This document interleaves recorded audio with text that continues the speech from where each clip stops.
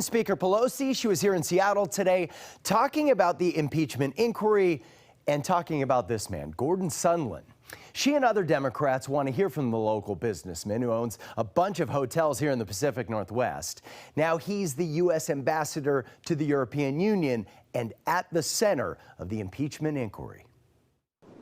Gordon Sondland was supposed to testify this morning behind closed doors on Capitol Hill.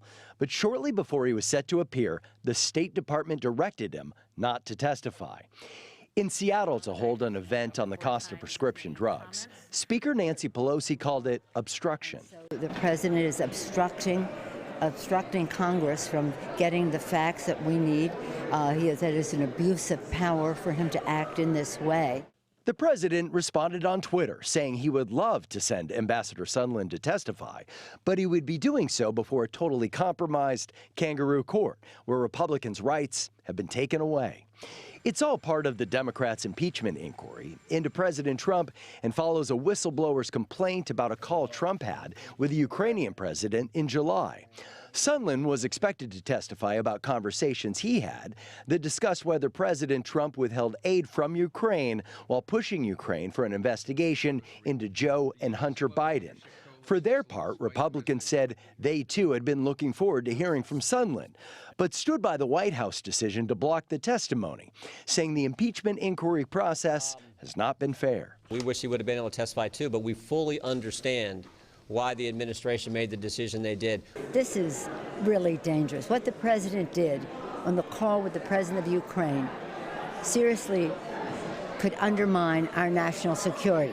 So what's next, you ask? Well, Democrats said they will subpoena Ambassador Sondland for his testimony and documents. With a counterpunch, the White House sent a letter to Pelosi questioning the investigation and calling it unfair, although the letter stopped short of demanding Pelosi call for a vote on impeachment in the House. So obviously the possibility of impeaching the president is really just dividing the country. But do we know where the public stands on the impeachment inquiry? It's good you asked. We just got some new polling, and this new poll shows that the public opinion may be shifting on this issue. Go ahead and take a look. A majority of Americans, 58%, say they support the impeachment inquiry, with, as you can see, 38% saying no, they don't support it.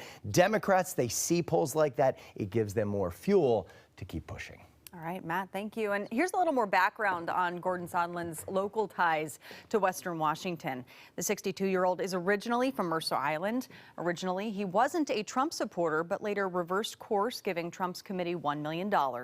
For over 2 decades, he's been a big Republican donor, giving more than $400,000 to GOP candidates. He founded a chain of over a dozen hotels, including the Province Hotel. Trump selected him as a U.S. ambassador to the European Union in spring of 2018.